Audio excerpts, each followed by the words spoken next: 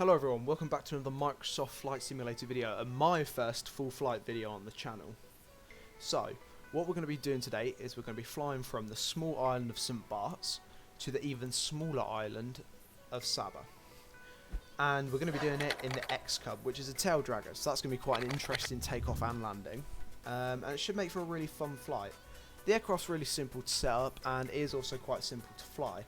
So let's go ahead, get into the flight deck and get it started. So, what we're going to do is we're going to start off by switching all of these on the left. So our batteries and some of our fuel stuff. We're going to wait for the Garmin G1000s to start up, which is done. And now we're going to go over to our flight plan. It's quite a short flight, so it really shouldn't take us long. So what we're going to do is we're going to get our nav lights on, our AV masters, and we're going to leave that for now. Our pulse can stay on steady. And yeah. We're basically ready to start the aircraft, so we'll push the mixture in and we'll turn our key. And that is our aircraft set up. So we're just about ready to go, so we'll request a... Well, I don't know if we've got a pushback truck here. We'll go over to the ATC panel, see what they're saying. It's just announcing, so yeah, we have got to do pushback by ourselves. So we're going to announce taxi to runway 10, which I believe is this runway here, because you can't take off into the hill, you have to take off away from the hill. So let's go ahead and give ourselves a pushback. So we're just going to push back a little bit, just to give us some clearance from the terminal before we do a little right turn, trying to dodge that aircraft. So let's pause here. And it's given us some nice little taxi lines. We don't really need them, we know where we're going anyway. But yeah, so we're going to go into the ATC panel and we're going to announce our taxi. And that's fine, so we'll go back in here. And what we're going to do now is we're going to get our flaps down, just to the takeoff position. We don't need them any more than that. And yeah, let's go forward a bit. We can turn on our VFR map, which is just V. It's fine, we'll turn on GPS tracking so it just puts us a bit closer to ourselves. And yeah, it's quite hard to see your taxiways in this aircraft because it's a tail dragger, so your nose is actually up in the air. So it's a bit harder to see, but then once you get rolling, you just push the nose forward to get that tail in the air.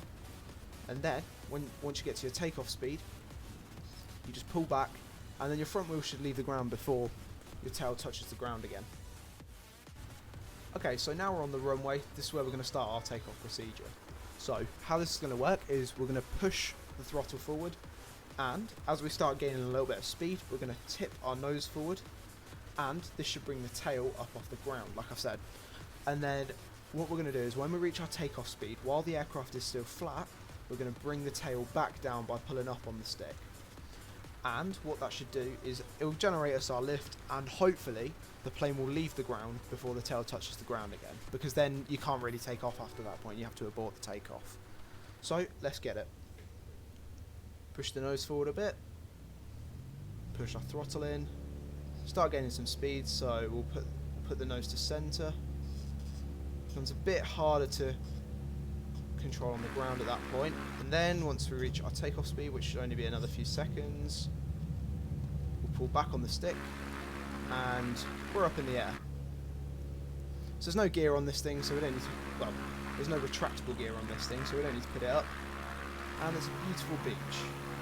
So what we're going to have to do now is we're going to have to make a bit of a left turn out of here and over towards Saba. So let's start that left turn now. What we're trying to do here, if I bring up the VFR map again, is we're trying to get on this pink line, because the pink line will take us directly over to Saba, and then from when we get to Saba, we then need to try and find our way for landing, because there isn't really much in terms of SIDS and stars, especially for an airport as small as these two. I even did low altitude airways here, but it just gave me a direct route because there is basically no procedures. There's no waypoints in the middle or anything. So let's bring up the ATC panel again, and can we announce... Oh no, we don't do that here. So we are stalling a little bit, so what we're going to do is we're going to bring the flaps up. This should give us a bit more airspeed. It will reduce the lift a bit, but that's fine because we don't need as much lift once we're up in the air. and we're just giving a bit of a right turn just so we can get back on track. So we're going to zoom ourselves in a little bit, and there we go. Now we can move the map on our G1000s just to help us get closer. 500. Now we're going to bring up TNCS on our ATC panel, which is our arrival airport, and we're going to kind of flatten out a bit. We're going to tune TNCS traffic, and we're not going to select a runway for landing until we get a bit closer. So we're going to close up the ATC panel now, and we're just going to turn on GPS tracking. We'll keep the VFR map open just because it's a bit easier to see than the one on our G1000s, and we'll level out the aircraft. It's looking great. We're leaving some Barts behind us and heading straight for Dutch Saba. It's done.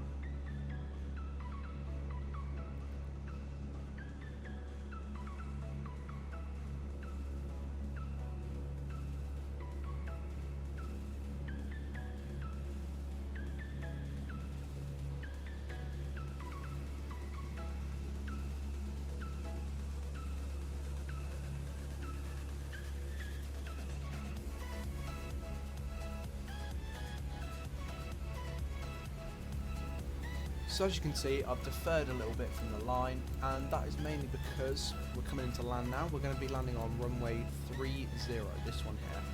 And what I've tried to do is I've tried to come out a little bit just so I can make a little right turn and go straight in from there. So we're going to bring up the ATC panel again, and we're going to select runway for landing, runway 30. We're going to be going for a full stop landing, and we're just going to say we're 9 miles east, 2,600 feet, inbound to land. It is quite a high runway, that's why I have climbed a little bit past the 1,700 or 1,900, which I said I was going to try and stay at. But yeah.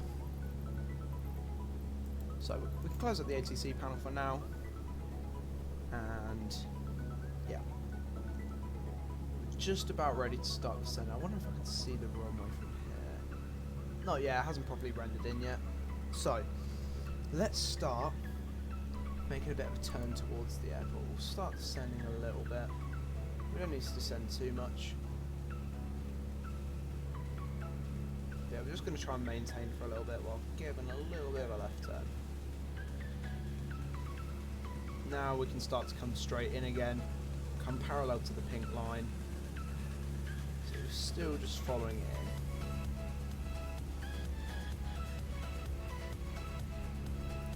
Still got to wait until I can see the runway before I start trying to aim for it. We don't need any flaps at the moment, just because we're not slow enough for them yet. We've got enough lift by ourselves. If anything, we're using a bit of negative pitch trim just to keep us going down a little bit. Really see it. So yeah, we're going for a bit of negative pitch trim. It just makes it a bit easier to fly using trim. Stops you from over.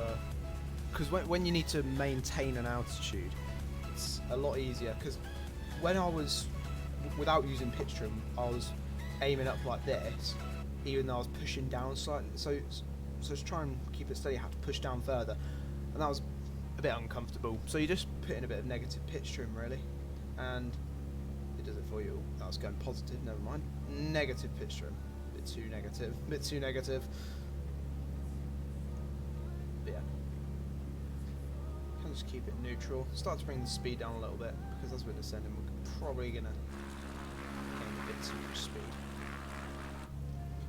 Can we see the runway yet?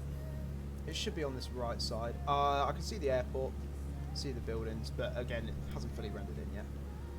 One of the limitations of it just being a simulator. So again, we're going to keep pulling a bit more speed out. just so we can try and maintain as opposed to lose or gain. Because we still want to be going in at the same kind of speed, just so we're not wasting really any time. Then once we got it under 70, we can, or once we get under 60, we can put in the first lot of flaps, and then once we get it under 50, we can put in the second lot of flaps. So there is no traffic, so we don't really need to worry too much about our ATC. We should, but normally there would of course be a lot more aircraft in the air. So let's bring it up again. We'll announce we're on the... We'll announce we're on final in a minute. See, I wasn't really going to say we're on base or downwind or crosswind, because we're not really. We're not really in any of them. We're kind of coming... If this is the rectangle of the pattern, we're kind of entering the pattern kind of on base, but then we're kind of entering in onto the line, so we're kind of entering in on final. Right, so I can see the runway. It's down over there. I'm going to start turning towards it now. The island's starting to render in a bit more. There we go, there's the runway. Start bringing the speed down a bit more so we can kind of get to a bit more of a landing speed. Because this is a short runway, so we need to be as ready for landing as possible. We'll announce we're on final. Close that up. We can close the VFR map up. Just get a bit of a sterilised view.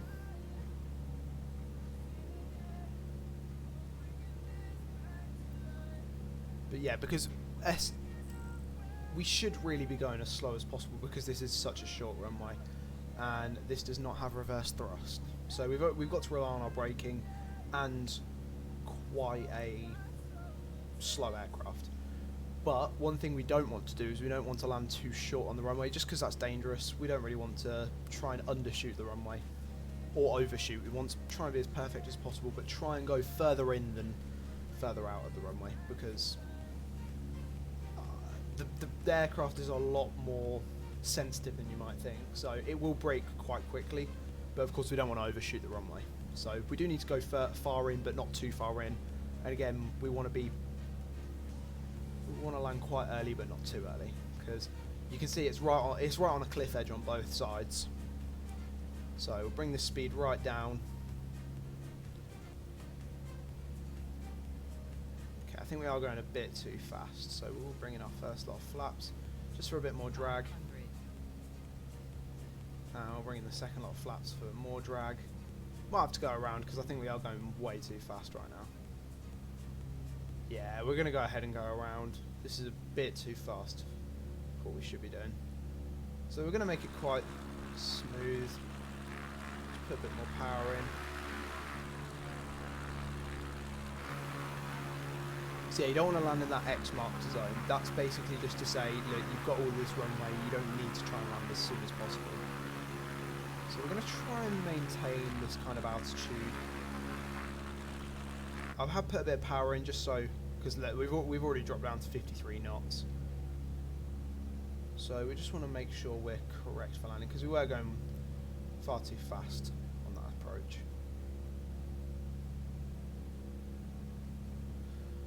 And we can try again for essentially a curved approach.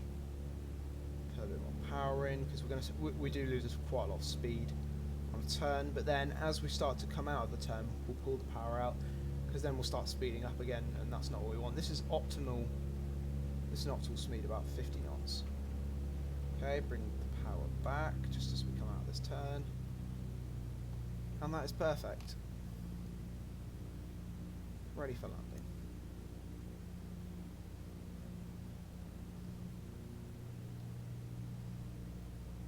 Now this is quite a technical landing as well, so you do need to try and land on your front two wheels. Don't try and land on all three. On your front two, but be careful when you touch down. Ooh, a bit bumpy. Try and get those brakes, and then once you're firmly on the ground, not going fast enough to take off, just pull that wheel back just to get on the ground so you have a bit more control. Okay, that was a good landing. A bit bumpy, but it is what it is. It's quite a short runway. We were going a bit too fast still. Swing it round, and we'll put a bit more power in. We can get the flaps back up. And yeah, I'll say that was quite a successful flight.